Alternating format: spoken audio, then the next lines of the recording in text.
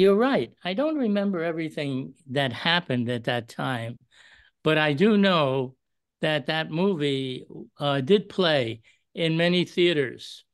So it was not only for the Baba lovers, but it was for everybody else that could understand the amazing things that Baba was doing in that film with the musts and with because these things were never done before.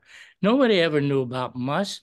There was no spiritual history about must in any of the religions or in any of the findings that they did afterwards, to like the Dead Sea Scrolls and all.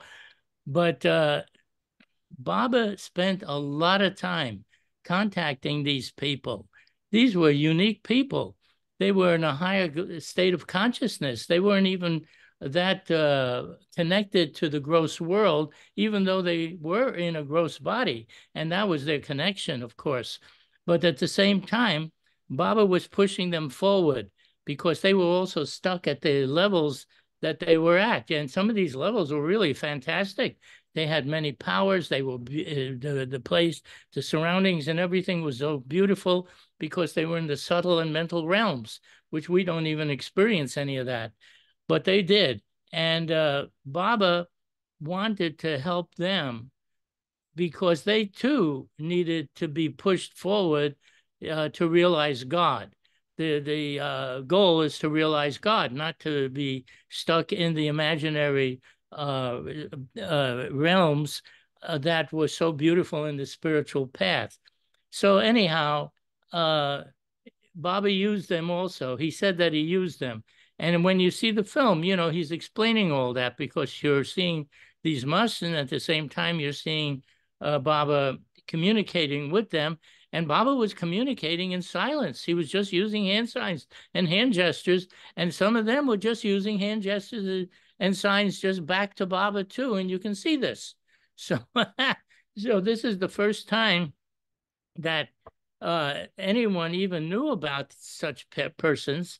But then, of course, you also seeing them at the same time. Now, another thing, Baba, uh, this is the first time throughout all spiritual history, in every advent that he ever came, as Zoroaster, as Ram, as Buddha, as Jesus, as Muhammad, that there was ever any picture of the avatar that was actually done. Now, in those days, they didn't have the technology of film, but they did have painters, and they had people that were able to paint landscapes and apples and all kinds of noblemen, whatever they painted, but they never ever had painted a picture of the avatar. Can you believe that? That's right. With all the great painters that ever lived in those times, not one picture of any of them was ever done. The pictures that you see today of Jesus or any or the statues of Buddha or whatever were just what people imagined that they may have looked like. Uh, but there was never any actual painting done. However, in this age, Baba opened the floodgates. He opened the doors. He let everybody see him not only as he actually looks, which you can do through photography, where you see the precise image of the person, but but he also had uh, so many films of his people that were with him. And what if you could have seen, like, for instance, in the time of Jesus, say Paul or any of the other disciples of him that he had, Peter and this one and that one, whatever they had to say after the time of his life, or even during his life, if they could have, if people could see or hear what they were, what their experiences were with the master, that would have been a great thing. You know, everybody would want to see it. You didn't have to belong to the religion to see it, but you would be interested to know what they actually had to say in their own words. Well, we have that now. That's the good part. The good part is that Baba opened the floodgates. You can see them all. Uh, I went all over the world to film them. The people that were under his direction and guidance, and the things they said, that Baba said and did with them. Wow, this was an amazing thing to actually hear their own personal stories firsthand. And when I went around, we would visit them and film them and live in their homes and have food with them, and they would so we got to really know them in a more personal manner, as well as what the tales they told when they were filmed. But I just want to say that we're very fortunate in this age to be able to see not only what the Avatar said and did, but the things that he explained in this advent, which was never even known before, explained before, not in the way he did it. For instance, he wanted people to understand that the God state of consciousness is what you're after. God is not someone else. He's not out there somewhere else. He's right within your own being. And how is he in your being? He is your very consciousness. He said there's one self there's one self that exists. Everything else is illusion. So if there's one self behind the bodies and the minds of all beings, then we're all one. How can it be otherwise? But we don't experience it. You see, we experience separateness. We experience, well, for instance, I'm me and everybody else is someone else, or the building is something else, or the sky is something else. But in the wakeful state, when he wakes you up from this illusion that you think is real and that you're living in, and this is everyday life that you have, you have to be woke up from that. You can't be acting as if you're woke up. That don't work. You're going to have to deal with everything that you do in the everyday life. However, in the ultimate reality, when he does wake you up in the real sense, then you're going to see that it was all just a dream. It was an illusion. It's like waking up from sleep. You know then that it was all nothing. No matter who was out in your dream, how many people you saw, how many skies you looked at, lakes that were out there, oceans that were out there, planets that were out there, other animals, and you're the one behind it all. It exists, but as an illusion of what you are. You function through all these beings. You see, I'm talking about the God state of consciousness, not our state. Got to keep that in mind. This is not what we experience. This is what he experiences. He sees himself in everything, everywhere. That's why he keeps saying, I'm in you. How can he be in us? He would have to be ourself to be in us. And he is. And that's the one self that he speaks about. That is what we call God. All right. Now that we know that, now this is something that he revealed in very clear terms that the world has not really known, that there's only one self in existence. We can give it a label and call it the oversoul, we can call it God, you call it whatever name that language provides.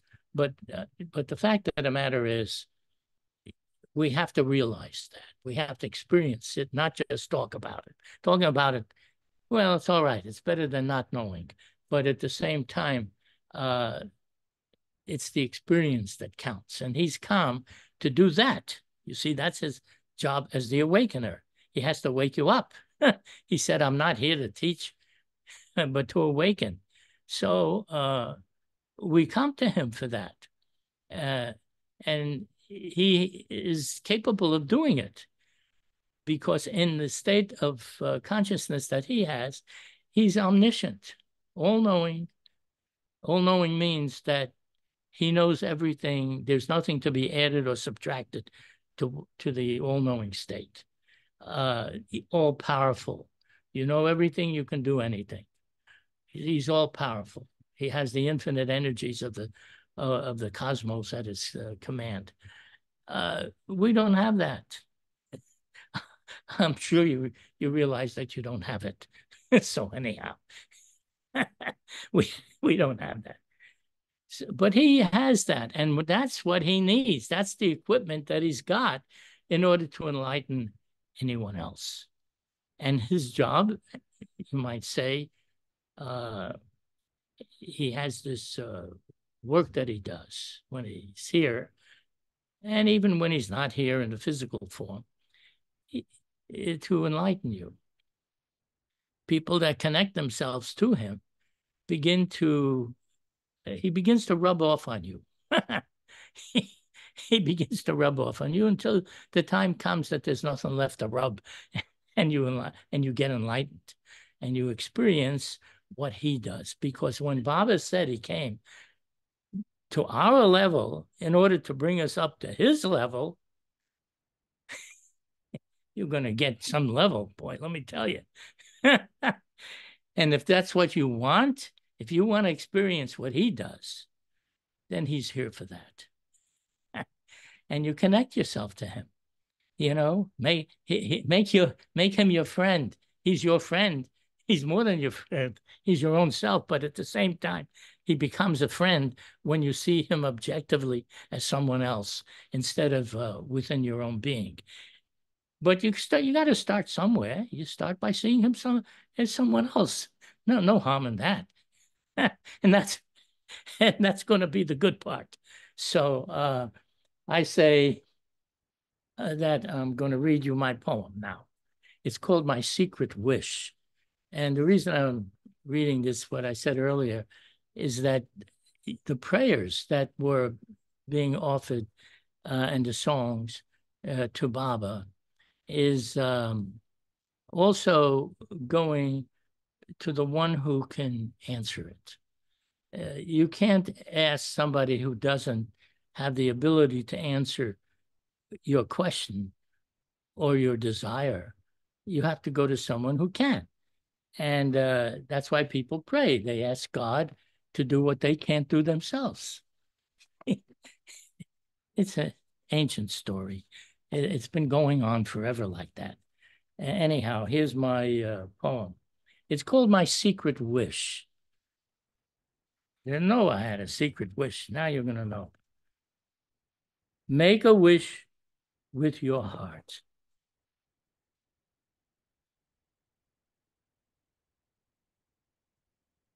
You can burn a candle, toss a coin in a well, wish upon a star, a note in a bottle floating in the ocean.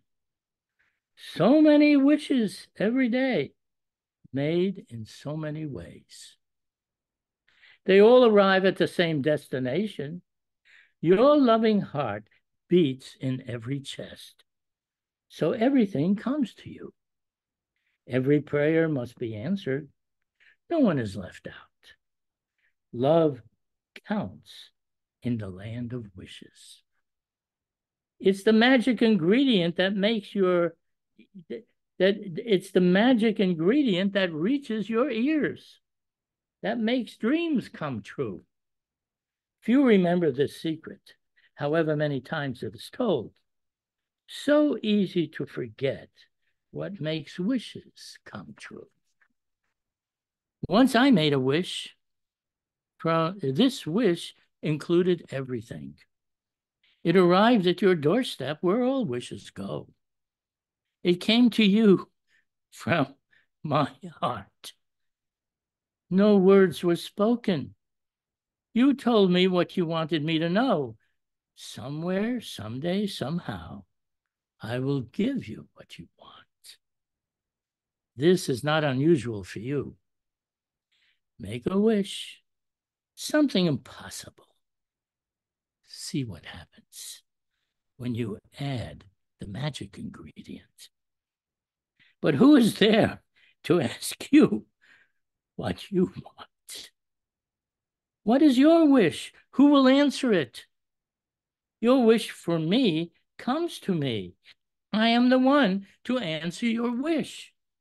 It is the same wish you have for all who want to know what you want. So my Lord answered me from the depths of his heart.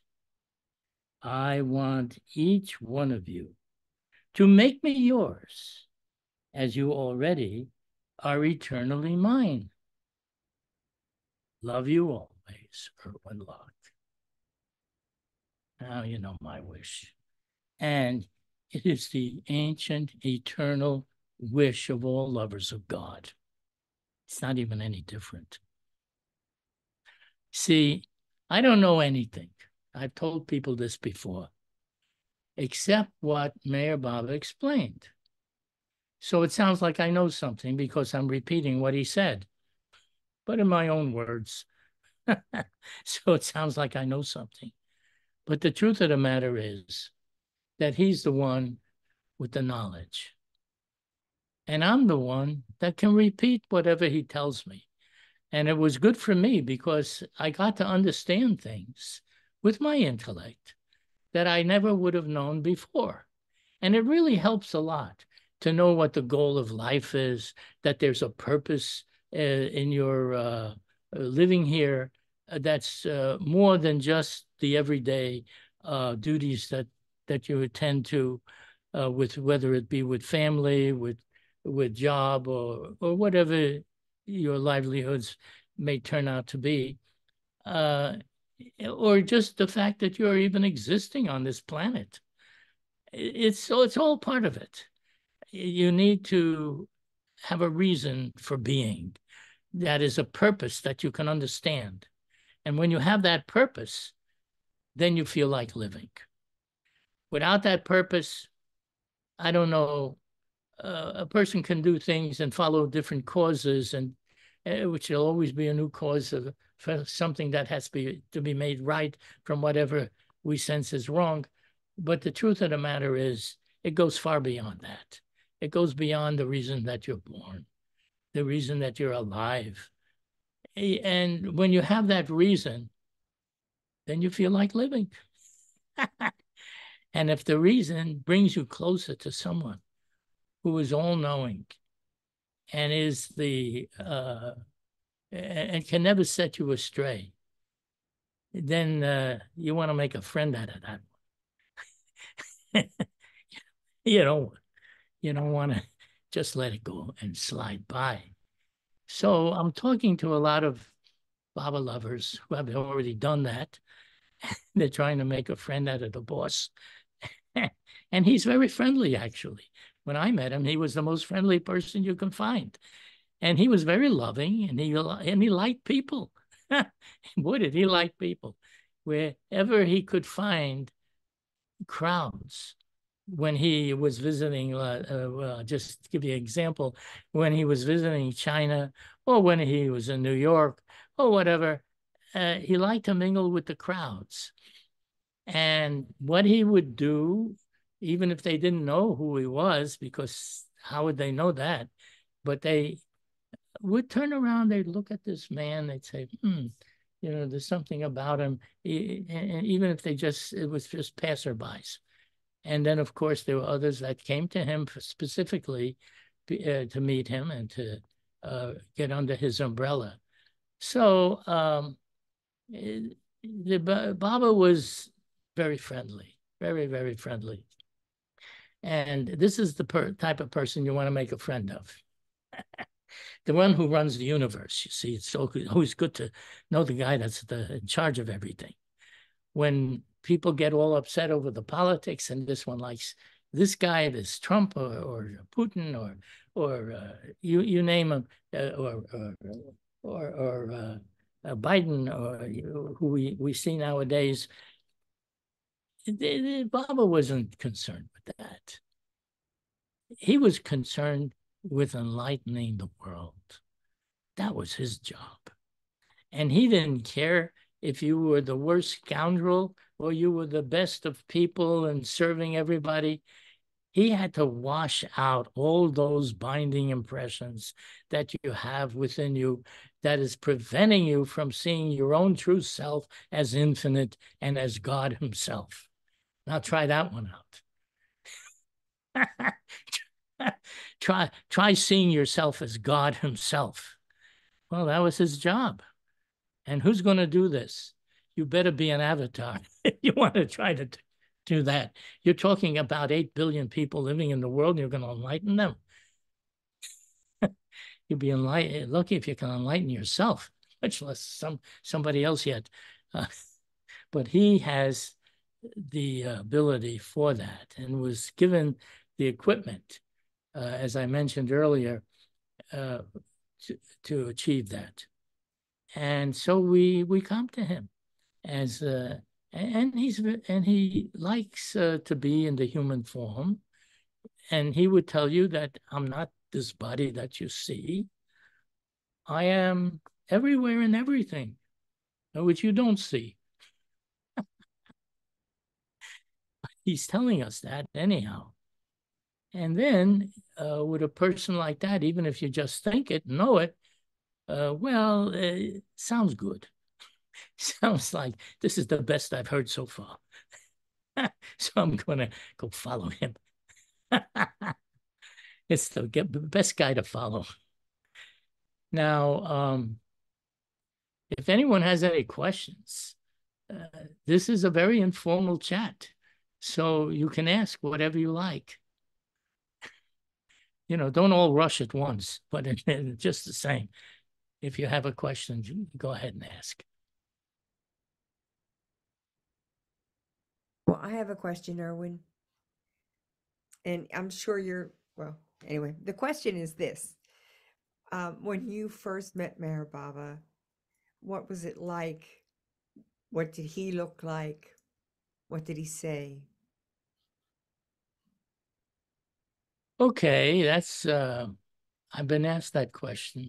I think so, but I can't help but wonder once Yes, again. I'll be happy to tell you that. The question was what was it like to meet Mayor Baba? See, basically that was it. So I felt like a long lost son when I actually did meet him. And he embraced me and he kissed me on my cheeks and he had me sit near him. And he wanted me to be very close to him wherever he went. At first, in a letter, he told me I could come for 1 hour, but then he kept me there for 2 weeks, and I knew even when I went to see him that he didn't always listen to what he said. It was sort of a test. I would put it that way. Because if you're willing to go halfway around the world to meet one person and not stop and see any sightseeing in the course of such an extensive travel and go to the expense of doing it all and then coming to someone just to meet them, that person will feel that you're sincere because it is a test too, to see how much you really want to be, how much you really want to go and see him. Because I did say in my letter to him that I wanted very much to have the benefit of his love and direction and guidance. I wanted to get closer to him. And actually, it's an odd thing, but I had in mind that I wanted to be a part of his life, not just to meet him. And I also wanted to know him as he really is, not just his physical form, to contact him that way. And so my real intention was to know God and to that he should show me God like that. And so when I actually met him, he was dressed in his white sadra and he was sitting in his chair, and he had me come over to him and he embraced me and hugged me and had me sit near him. There was about 15 people in the room at the time when I met him. And he wanted me to be very comfortable, actually, to to be normal, not try he would not to try to change yourself just because you're meeting him. Oh God, you're meeting God. Wow. Actually, at the time, I wasn't even thinking of him that whether he's God or not. I felt if he's God and he says he's God, then good, let him say what he likes. But but to actually come to accept it as an actual fact, that came in time. That came in time. Because when you're with him, you begin to see that he really does know everything, and he's in your corner, and he's always trying to be helpful to you. He will advise you correctly what would be the best thing for you. And these things that he says works out, which is another thing. When I try to accomplish something on my own, it doesn't always work out. Sometimes yes, sometimes no. Many times no, too many times no. But he says, and it works out, and it really is to your benefit. Um, Even as far as the world is concerned and all the chaos that you can see on the news, it's like immaterial after a while, because when you're with him, you don't feel that you have to worry about anything. And he tells you, he says it plainly. He says, "Don't worry. Now that you're here with me, don't worry about anything. Don't worry about your family. Don't worry about your friends. Don't worry about your job. Don't worry." And uh, I would say that he actually makes it possible to not worry, because you can tell someone not to worry and they'll still worry. The habit of worrying is still there. But when he would say it, it didn't.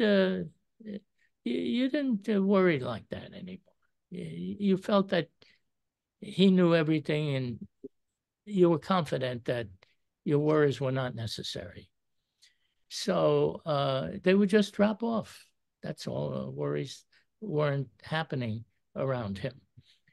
And I think that joining the Avatar in your own way is what he liked.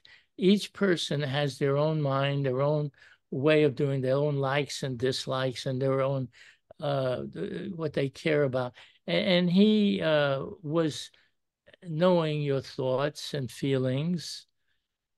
He was behind that mind of yours and in you. It's hard for us to grapple with such concepts, but that was what he would say. And so, but it was effective. There was really that, and you didn't. You felt you were with someone that was capable, and when was not just saying things and couldn't do anything about it, or weren't telling the truth or something. No, he was very true to what he would say, and you see, all of this is all wrapped up in just one moment. You feel okay. You see, you feel secure and okay, and that this is fine. This is exactly what you wanted. See, so this is sort of, all of those statements are just wrapped up in one little bundle, which means that. If anyone else has a question, go ahead. Or even the same person can ask a question. Irwin, I have a question. Yeah. Okay, I'm here with Scott. He's visiting me. And we've been talking about Mira and Baba. And I know she is the purest soul in the universe. But how would you describe her? Baba we know is God, but how would you describe Mira? Mira loved Baba. And she loved him, and Baba said it, with all her heart. She had reached a point as an individualized soul to be with the Avatar, because she really cared for him. And, she was very normal. in the way of as human beings are. She was not in a supernatural state, but Baba did say these things, that she was the purest amongst women and that she loved him the most. Well, he knows who loves him and to what degree it is. I never tried to compare myself to that. I just did what I did as me, you know. I'm still me all along. I've been this way. I've been me now for so long. I'm used to it. So, so I don't compare myself, but I was happy to hear that. And I also got to meet Mara at a time when no men were meeting her. It just so happened that one of the women came into the room where I was and asked me if I'd like to see Mara. So I said, yeah. You know, I wasn't even sure if it was the same Mara that I had read about, which who doesn't see men. Baba kept her in seclusion that way, but she was very much with all the women. And so I went into the other room and I waited there, and she came in, and she was very nice and very, very sweet. And she was very interested in how come I came all this way just to meet Baba, because in those days there were no younger people as I was coming to see him. So this was unusual. And she must have asked Baba if it would be all right to meet him, or Baba said, yeah, you can. Well, whatever it was, it had to have Baba's permission, and it did. So we talked for a little while, and I told her about my own feelings, to know about God, and wanted Baba to show me this, and that I had come specifically for that purpose. And she was very happy to hear this, because the thing is, not too many people come to Baba for God himself. And Baba would, when I was reading about what he said that that's what he's here for, to give God. If you want anything else, you want money, you want to have a job, you want to have children, you want to have other family, or find a perfect mate for yourself. And then there are other saints and persons. If you can find a real one, they might be pleased with you and give you what you want. But at the same time, he was not here for that reason. It didn't mean that he didn't do these things. You have to understand, Baba didn't come for that purpose, but he would still help people regardless of what their most immediate desires were. So, you know, he was an all-arounder. He could do whatever he wanted, as he wanted. But in the meantime, Mara, was a very beautiful soul. And after Baba dropped his body, for 20 years, she talked about her experiences with him, and how she would comb his hair, and how they would sit together at the table with the other ladies, and they would have tea together, and Baba would like to hear what they had to say. And, you know, Baba, I should add, liked entertainment. He loved music. He liked to hear people singing. He liked jokes. He was very humorous himself, and he could really respond to humor and tell jokes, and he could tell it with a very straight face. And then you suddenly, wait a minute, this is a joke, you see. So he was very human in his mannerisms, and you could like him very easily, even as a human being. Never mind his divine status yet. That comes. That was you couldn't miss that after a while. But in the meantime, he was, like I said earlier, he's very friendly and very human, and he liked you when you came. At least he liked me, you know, which was a good thing for me. He should like me. I liked him too. You know, we both liked each other. All right, next. Josephine, are you there? Yes, I am. Yeah, Baba. Irwin inspires a lot of people. What do you do spiritually in a day, like taking Baba's name, prayers? Thank you. Well, you want to know what I do. When a crisis comes up, something that I can't handle, then I'll call upon him. And I can do it because you see, now he's not in his physical body, so I can't write to him. I used to write to him, or I used to, and I got many, many letters and correspondence from Baba during the time for 10 years that I knew of him at that time when I wasn't actually visiting him. But now that he's not in physical form, I do what I do what everybody does. I talk to him. At least I think everybody does that. Maybe not everybody, but whoever knows about it does it.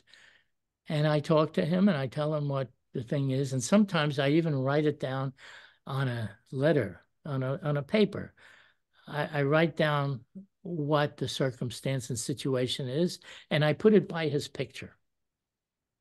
And then now it's for him to deal with. And Baba does. He, the circumstances, he's not talking to me, but the circumstances change and things begin to work out. So he's more a man of action than he is of talk. The fact that he was also silent, it really eliminated a lot of talk, but but he could communicate beautifully. That's why you have all these books. Through his hand signs and hand gestures, he could say more and be more meaningful in what he's saying than people that talk a lot. But just the same, that's the way it was. And that's what I do. And Baba did tell us that when you breathe your last, you should say his name, because the power is in his name and you can realize God, or at least get liberation, freedom from the rounds of births and deaths, which is what liberation is. And somebody had asked me about that, about what's the difference between realization and liberation. And I said that liberation is where you get, where he liberates you and frees you from having to keep coming back again and again. But the only way that happens is when you are finished with your desires to come back, because what brings you back is your own desire to be back. You see, so that's desire is the key. So when you have no more desire to come back, you don't come back. And then instead, the next level is usually in the subtle planes, where you begin to enter into the higher planes of consciousness, the first plane or whatever, because they're very beautiful and very attractive. And that's why so many people that actually get to that point don't want to leave it. And they get stuck in those planes. So Baba comes and he makes you see your limitations, and he frees you to go on further, so you can go further. And each plane is more beautiful than the one before, and the powers are more greater, and the understanding and the mentality of knowing everything is also greater. But it's all within the framework of the mind that all of this is happening. And Baba's real mission is to take you out of the mind altogether, because it's the mind that's blocking your consciousness from seeing your real self. So he has to remove that limitation from you and get you to where he is. Yet the mind, and I've said this before, the mind is very important, because it's through the mind that you gain consciousness and how you evolve through the many forms over the ages of time to even reach a full consciousness. But when you do, then you are able to take a human form. That's the condition for entering into the human form. It's a full consciousness. And that happens as a result of the evolution and the developing of consciousness, which the mind container is the place where that happens. Now, once you've got a full consciousness, now you have what it takes to realize your own true infinite self. And instead of the self, we're seeing all the things that happen to bring consciousness up. That's what you're viewing. It's like you view your past in a way when you're living your life. But you have a full consciousness, and that now, as a human being, you have to clear everything else out and get to see the real thing that you are. Wow. You got all that? I don't think so, Irwin. You don't think But so? that's what I'd like to talk to you a little about. Go What you ahead, just ask. first, Ask, okay, ask but the man who knows nothing. Go ahead, ask. wonderful to see you, and thank you for being here with us, You're Irwin. welcome. And You I know, really am. Yeah, Bal Kalchuri, who you were reading his poem earlier, would also say that before he began his talks, which could last for hours, and he used to give them once a week, literally hours he would talk. But he often started off by saying, I want you all to know that I don't know anything. Now you can ask me whatever you like. And they would ask. But of course, the one thing he did have was his own personal experience of what happened when he was with Baba. He couldn't say what Baba is saying, except to repeat what Baba said, because he didn't have that knowledge. But it was Baba who had that knowledge. But then he did have his own experience with Baba, and people loved hearing about that. So he could talk for hours. Now, you wanted to ask something? yeah. I'll try to ask the questions as best I can. And what came to mind a couple of minutes ago, a friend of mine many years ago gave me a book by Ivy Deuce about Baba titled How a Master Works. And this book, How a Master Works, I couldn't put down. And that really is the underpinning of my question, because, like just about everybody here, as ignorant as the next person, I understand what Bao meant as best I can when he said, I don't know anything, because we really are in duality. We don't see reality hardly ever. We know when somebody loves us, we know Baba loves us. We know that you're here and you love Baba and you love us and we love you, we love one another. We know those things, but that's about as much as we have concepts and degrees and all of that. But here's my real question, Erwin. With all the work that we've done individually and collectively, and I don't mean it degrees, but all the work we've done in meditation and retreats and psychotherapy and workshops, and all these kinds of things that we do to grow, to expand our consciousness, to be less greedy, to be less selfish, to be less negative. All the things we're trying to be the most positive vehicle, to be an instrument of God, to be an instrument of Baba. We, I'm in touch every day with my limitations. I'm in touch every day with my not keeping my actions beyond reproach as if Baba was right next to me, which I know he is. I make Baba my best friend. I know I try to let him be in my actions, in my words, but I fail all the time. So my question is, how does it happen that Meher Baba will choose someone? It's not, in my mind, it's not that Baba chooses someone and the person is God realized. There has to be, as he has said in the writings, hundreds of thousands of lifetimes.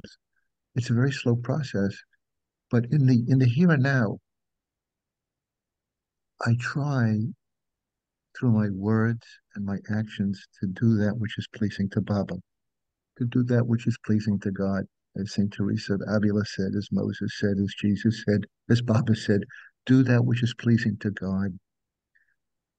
But you know how it is, the human condition. And I guess what I'm really saying is, in my little mind, it's like at some point Baba will grace one of his lovers.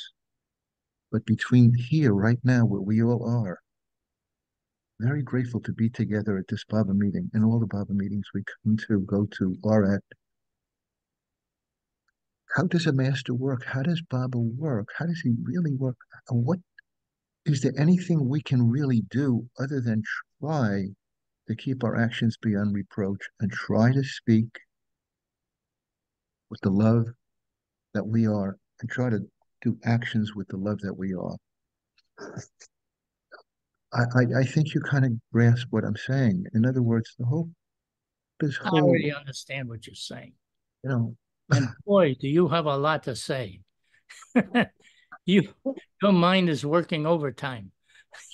yeah, That's what's correct. happening.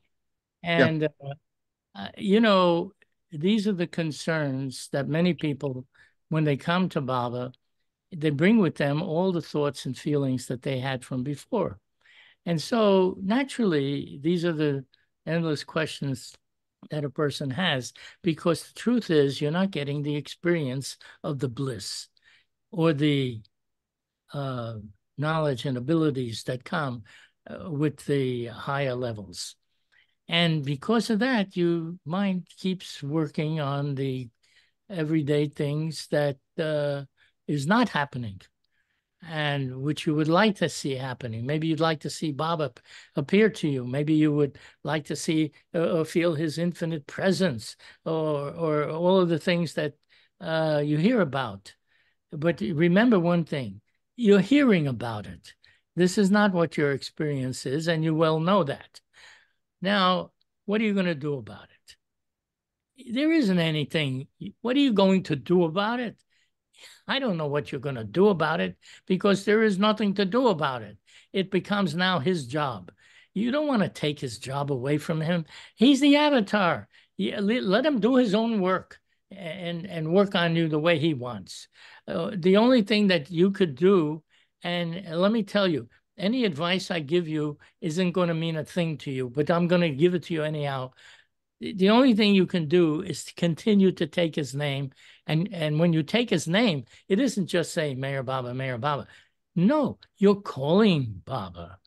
Taking his name is like when you take anybody else's name. You're calling them. You don't just take their name for nothing. You're calling the person. So you call Mayor Baba. Mayor Baba means to come, you see? One thing that I liked in the when they ended the the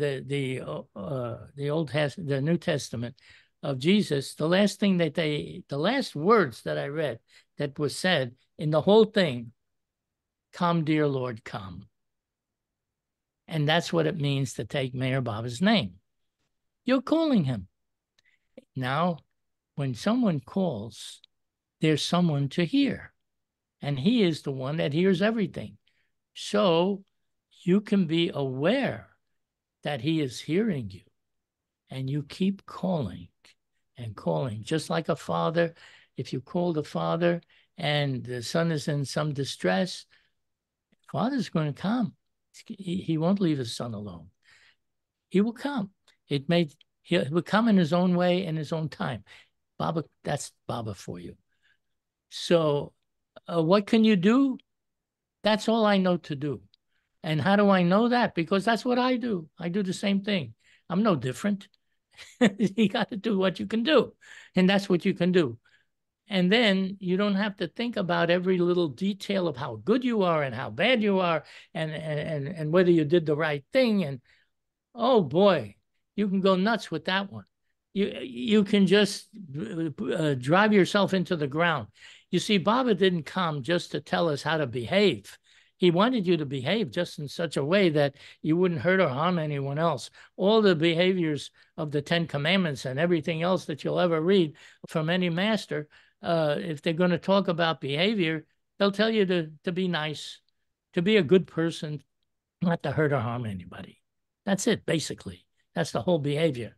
And they spend so much time telling people how to behave because they're not they're not necessarily behaving.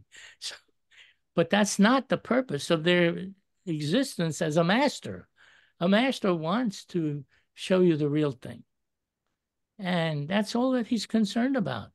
Not gonna be concerned about whether you're a good guy or a bad guy. All of that has to go anyhow.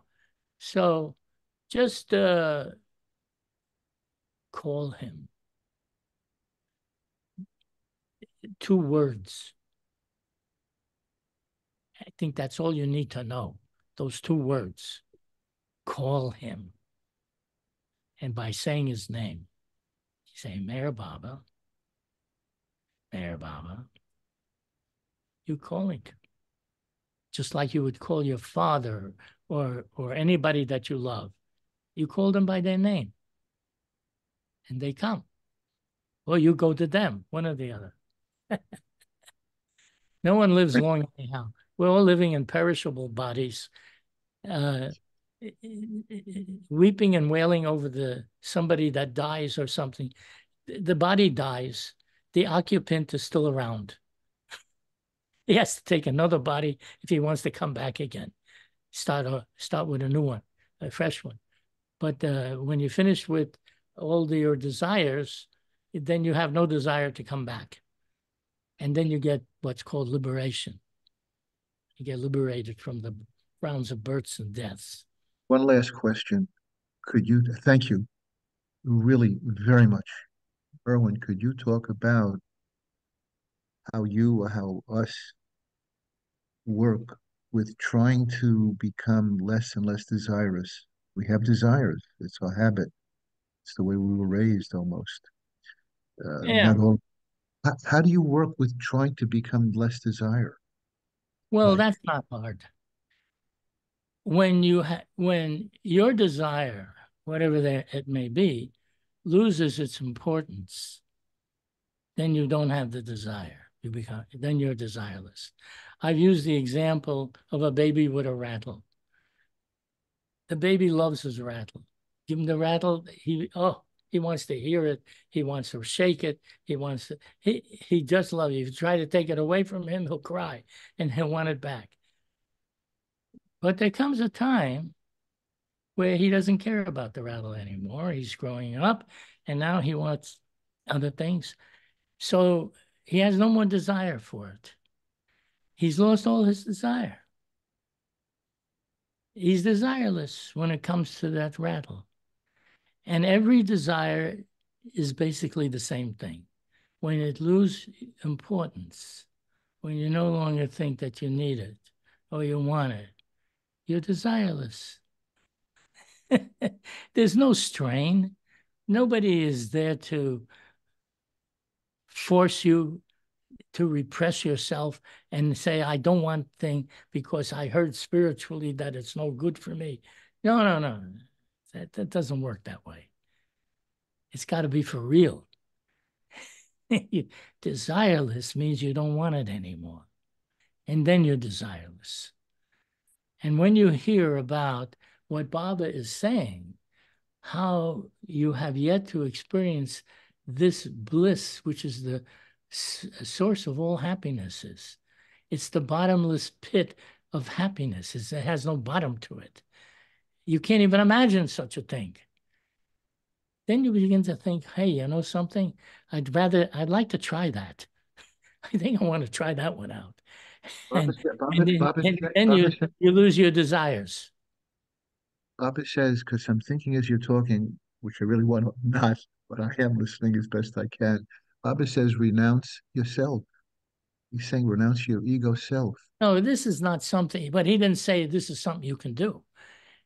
He said this is what has to happen. You have to renounce yourself. Well, you renounce yourself. The thing is, there's only one self. You're renouncing your imagination of yourself. That's what you're renouncing. You don't never renounce your real self.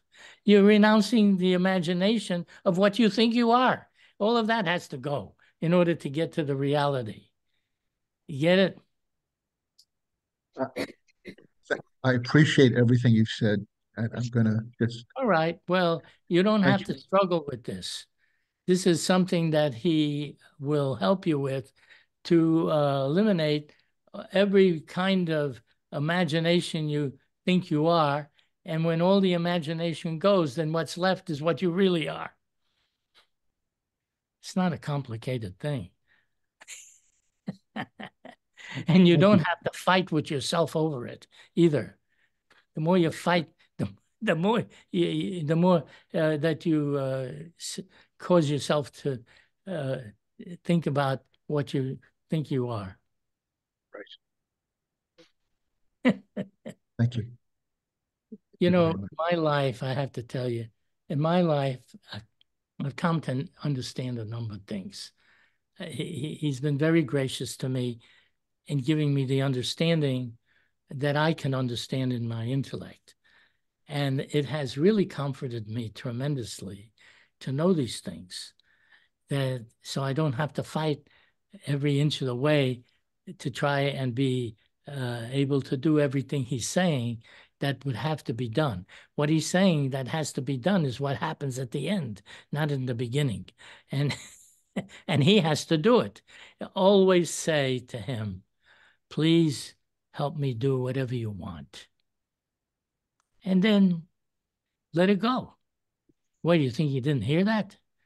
He heard that. He hears it.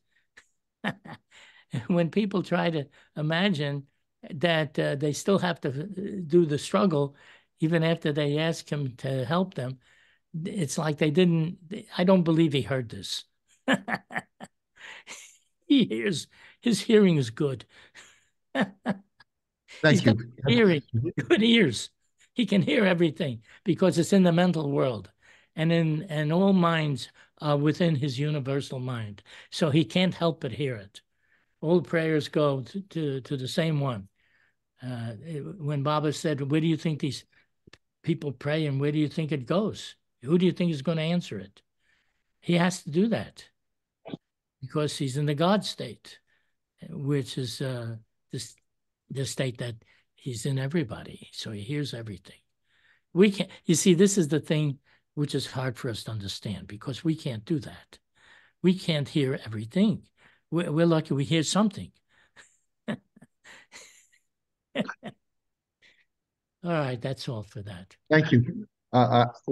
Your responses I've wanted to really hear for a long time on these questions, and you made it simple for me to get, despite that chattering mind. So thank you very much.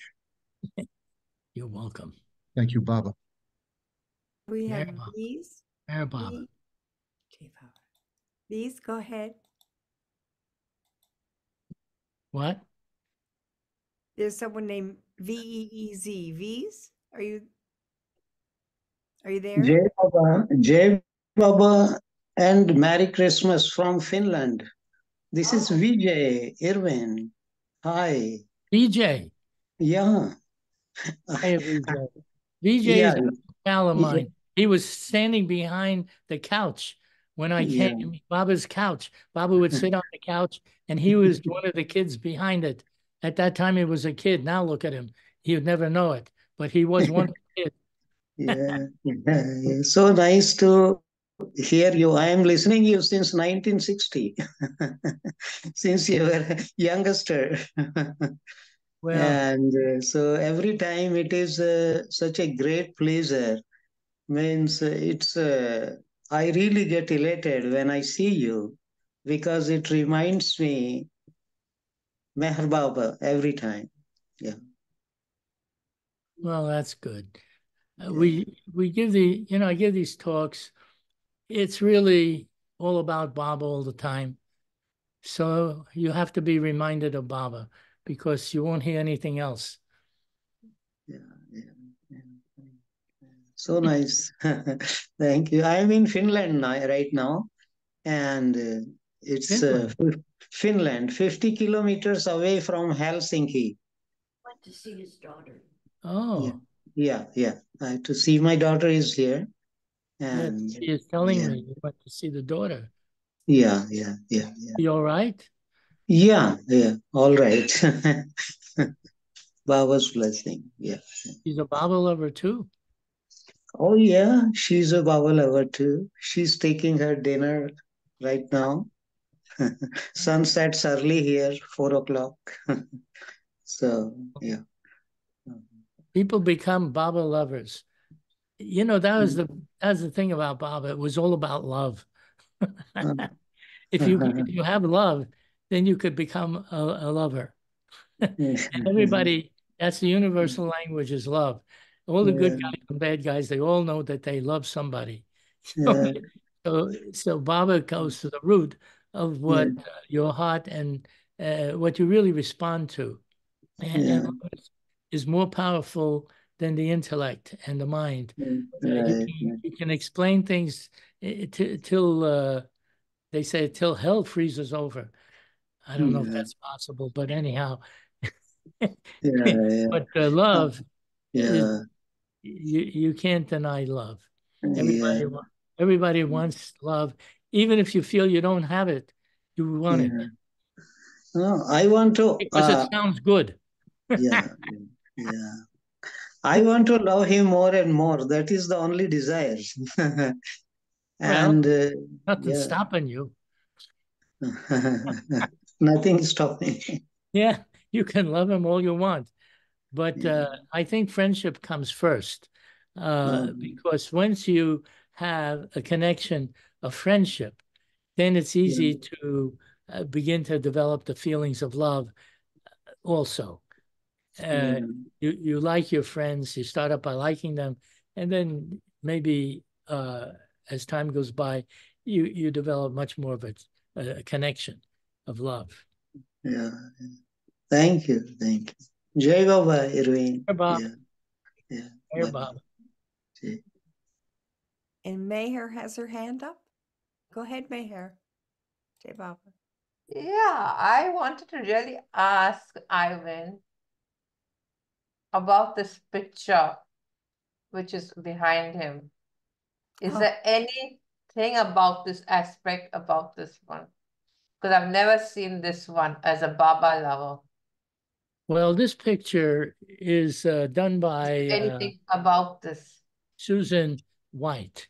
She Oh, she painted a vision that she had of Mayor Baba. This is an yeah. actual vision that she painted of Mayor Baba. And when I saw that, I said, you know, this I think is her masterpiece. And I wanted to get that. And at that time, she had many pictures actually, but this Yeah. one was particularly special as far as I could see. And I liked it very much. And now it hangs on my wall here in my living room. Right. Because something is showing that you with the like a sun on the with the face of the sun. He's It's on a the sun. yeah, it's very beautiful picture, and she's made reproductions of it. People can actually get it from her. That's very Reproduction. nice. I really like it. That's why I'm asking you. Very nice. Oh, Judy is saying that it's on sale. You could actually get it at the bookstore, at the Mayor Baba bookstore in Myrtle Beach, if you like it. You know, it it's won't be this big, but it will be a nice Yeah. picture that you could have if you wanted. yeah, it has Bob. It has like a crown on Baba's head as well. It's beautiful, Irwin. Yes. Rosie had a couple of questions, and it would just be easier, Rosie, if you come on and ask yourself. Can you do that? Can you hear me? Yes, Rosie, we hear you. Okay, that's a first. Hi, Erwin, Jay Baba, and Jay Baba from the Pacific Northwest. I'm about maybe 45 minutes from Canada. So, Yeah. so great. So I guess my first question I'd like to know is about the Om, the word, the Om, Baba's word that he's supposed to do. Can you explain a little bit more about that? Well, the Om is home. It is the first original source of everything. The gross, subtle, and mental worlds all he said originate from the Om, and that it is the word that he will speak when he gives the word to the world and breaks the silence. So this original sound or original word is the source of all life, of all knowledge, of really everything. And it's historical. Even in the time of Lord Krishna, they spoke of the Om. I don't know that they called it the Om, but it was the same thing, whatever name it was. But it all comes back to that. In the times of previously, the universe itself undergoes a expansion and a contraction. The scientists of today know about the expansion more. They're searching to find out more if they could find out if there's a contraction. But Baba has already said that, but there is. And he even counted universes with Upasni Maharaj. The two perfect masters were together, and someone asked later whether, what they did when they were together. And they said they were counting the universes. But Upasni had to stop Baba from doing that because the connection to his physical body here would get broken if he continued on that line. So he stopped because he didn't want to break the connection. Don't ask me how that works. These are the guys that know how it works, and they were doing it. Can you imagine counting universes? Multiverses is not known by science. They speculate on it. They theorize about it. But there's no evidence to show yet scientifically that exists. But it doesn't matter because the perfect masters are the knowers of everything. They know all knowledge. They're like people that are living billions of years in the future. And if they tried to come back, somebody from then would to come back and try to explain to you what his life was like. It's like you going back to the caveman days, trying to explain what your life was like to a caveman. So, you can only explain up to the point of what people can understand. Now, he spoke about that, the Om, and it's a reality within the framework of the mind and the creation of the mind. So how that works and what all the mechanics of it is and the details of it is was not explained. That part they didn't bother to go into. I think that's Rosie Young. Yeah, it is.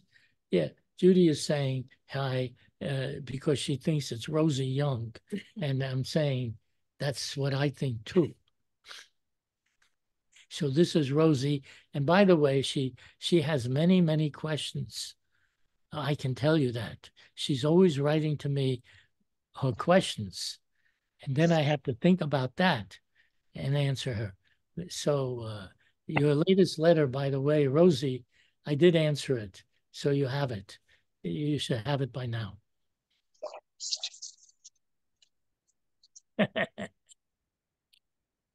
Rosie, did you have a second question? Yes, ma'am. Thank you. Yes. Oh, I'm sure Irwin's already answered it. I said, thank you so much, Irwin, because I like science. And I believe science is very important to everybody.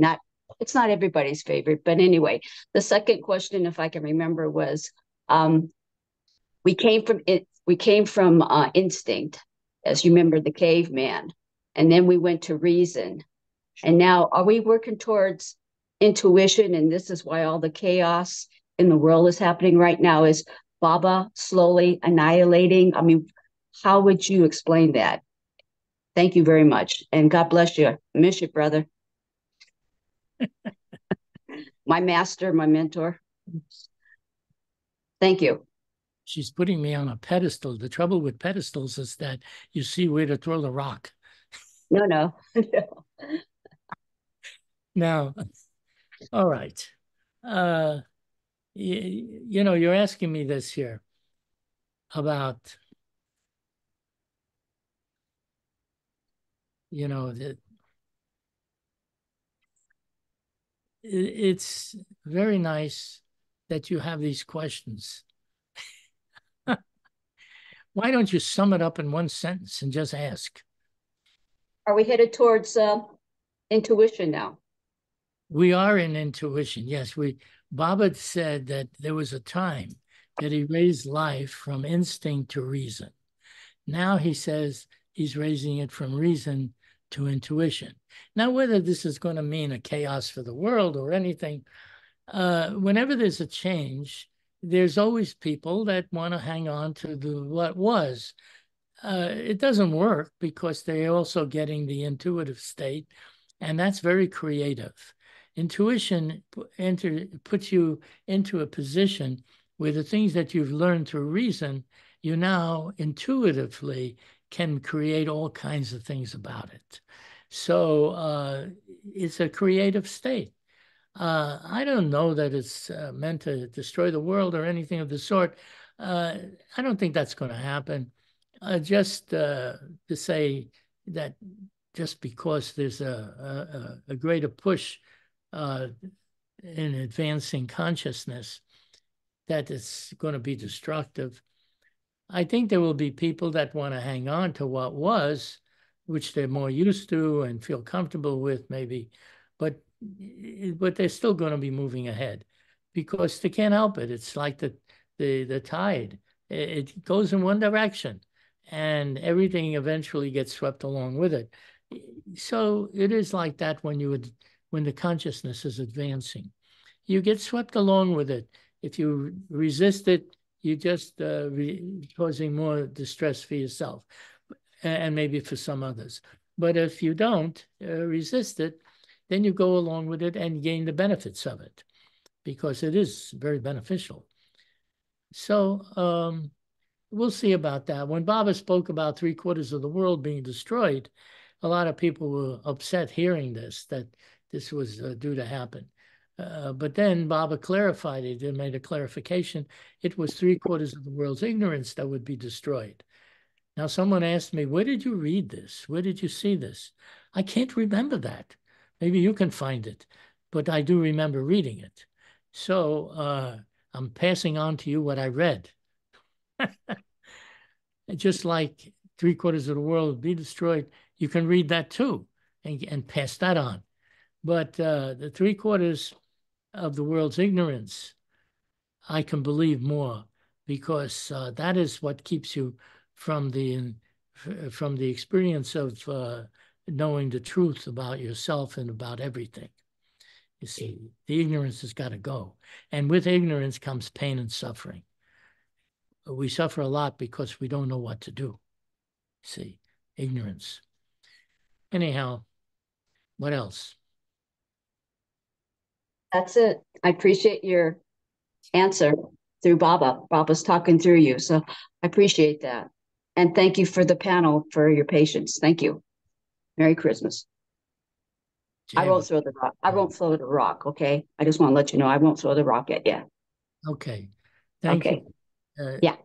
Yeah. I don't want to, I would rather not have a rock thrown at me. Okay.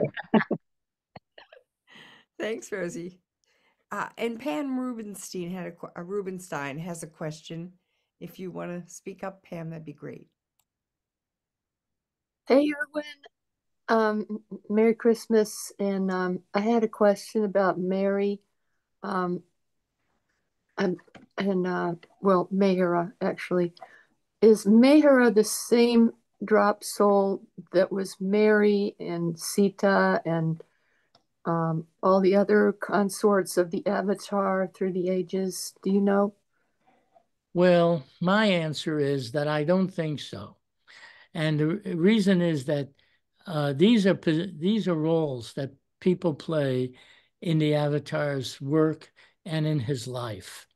And each time there is someone else that can play that role that he deems is the correct person for that.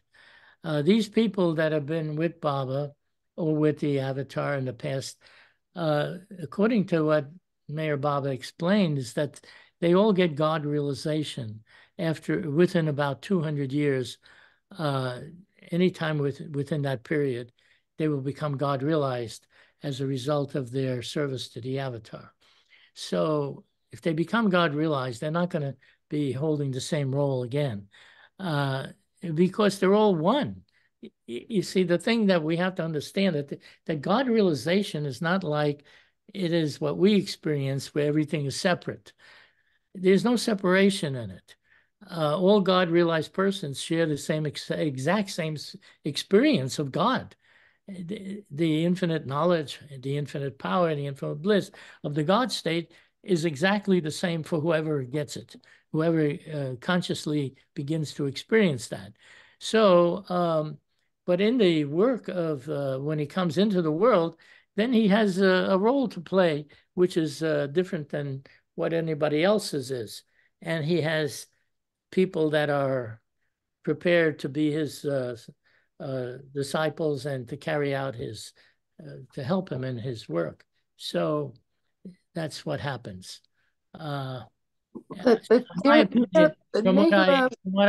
Excuse me for saying, but from what I gather, it is not the same person or the same soul that was previously carrying out that position. But Mira represents creation. She's not your typical Well, she represents it. That's right. She can represent anything. The others represent something too. But the thing is, you're asking if the same individual that evolved and became conscious now serving the avatar is going to be the same every single advent.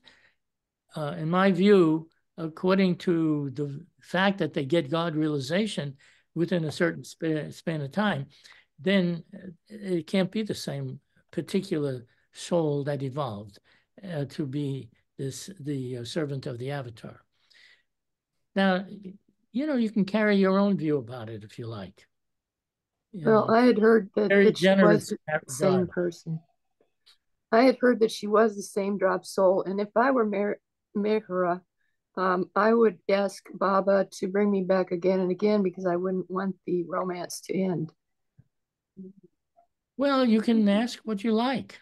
That's the beauty of asking. A person can get whatever they want. But in the actual involutionary stages, you involve, and becoming one with God means becoming one with Baba, which is the greatest thing that can happen, the union with God. And that is the goal, actually. Now, if someone asks to become back again to be with him, they can ask, well, so what? So he asks, see what happens. Okay. Thanks, Irwin. Thanks, Irwin. I love your talks, and you're just the greatest. Thank you. Good. It looks like everybody likes it. We got one more, Irwin, and it's Rosalie. What? We have one more. It's Rosalie. Okay, Rosalie. J. Baba Irwin. I was on the porch with Mara one time, and she happened to say, "I've never been a man. I've always been a woman."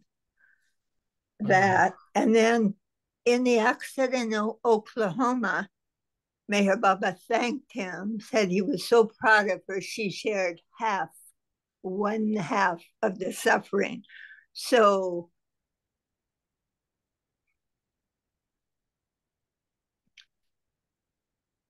is there more to this question? There's no question. No, I just wanted to share that. Oh, I see. Okay. Yeah, thank you. And I do appreciate your humor. I also read the same thing, what you were saying, yes. Well, I didn't read. I heard her say she'd never been a man. She'd always been a woman. Oh, so you heard it straight from her. Okay. Yeah, on the porch. One time she happened to say that. Yeah. Yeah, you see my foot is. Yeah. Jai Baba. Mayor Baba, Mayor Baba. Well, 20 years she was telling people after Baba dropped his body because she was she was so affected by that. She loved him so much personally, as well as knowing about his divine state. But she was grieving great deal about his passing, and but yet she had a role to play still. And like I said, for 20 years, she would tell all the people, men and women, children, whatever, whoever came, that what happened when she was with Baba. And these were great hit stories. I even filmed a number of her tales about that when I was doing that.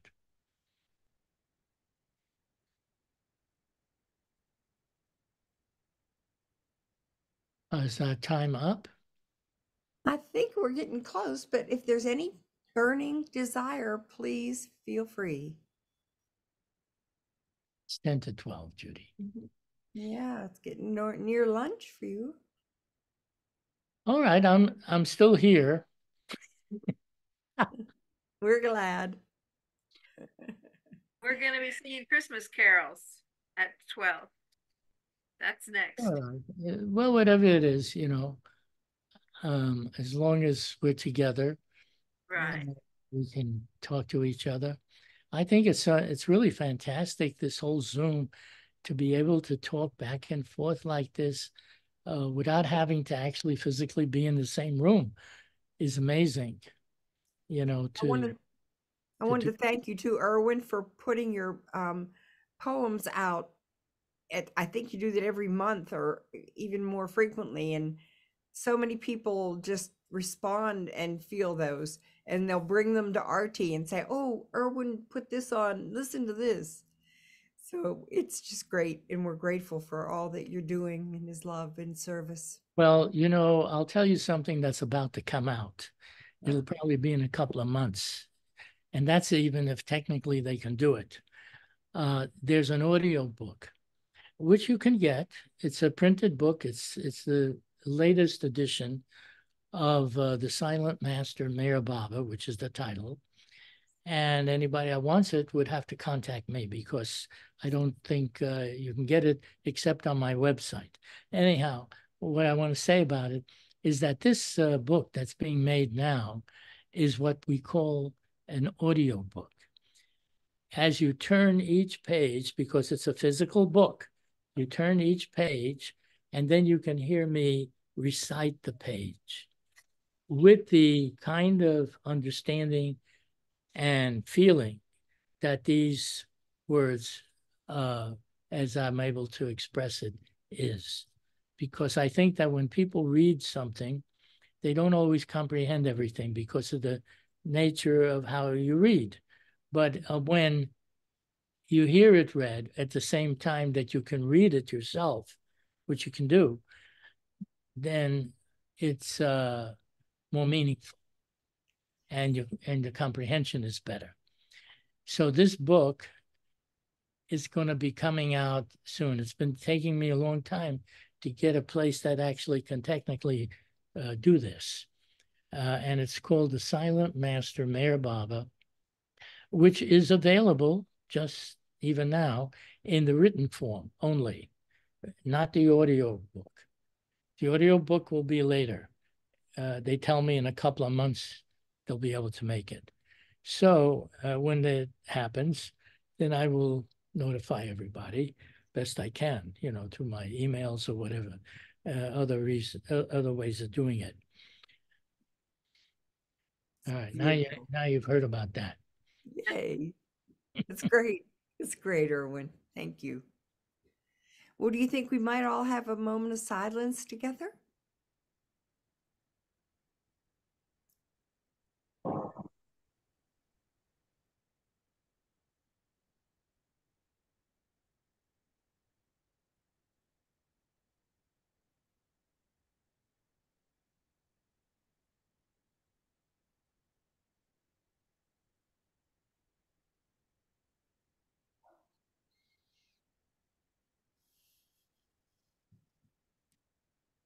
Irwin, was there something else that you wanted to say?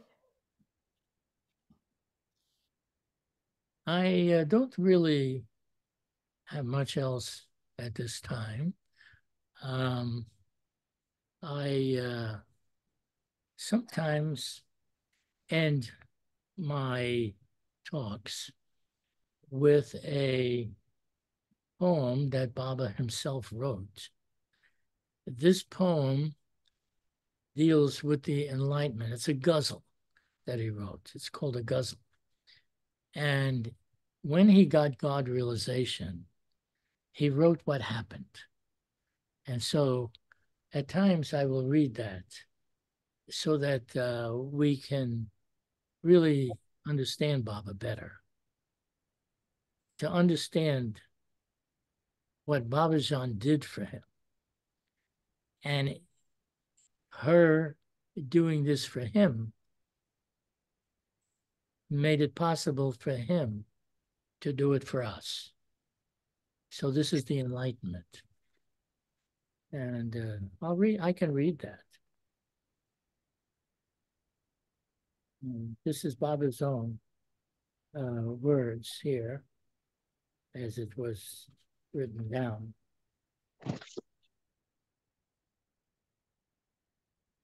If I can get the page to turn. Here it is.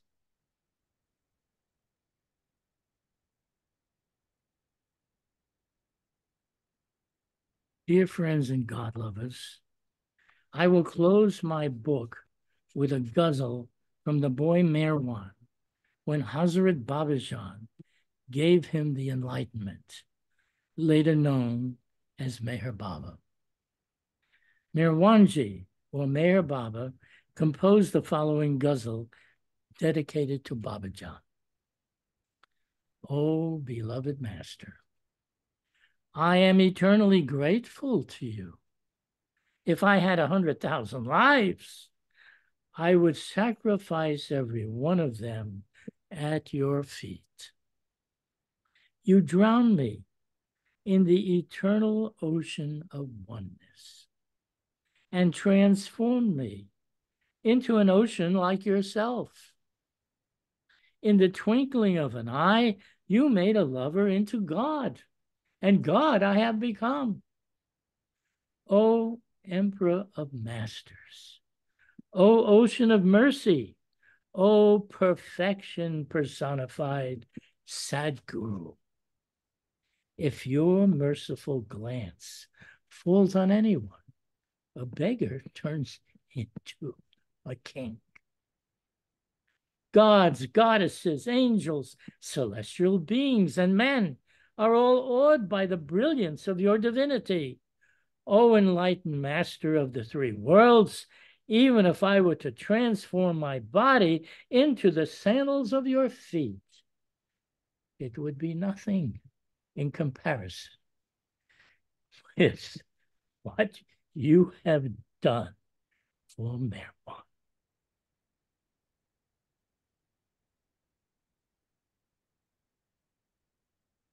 So that's who he is.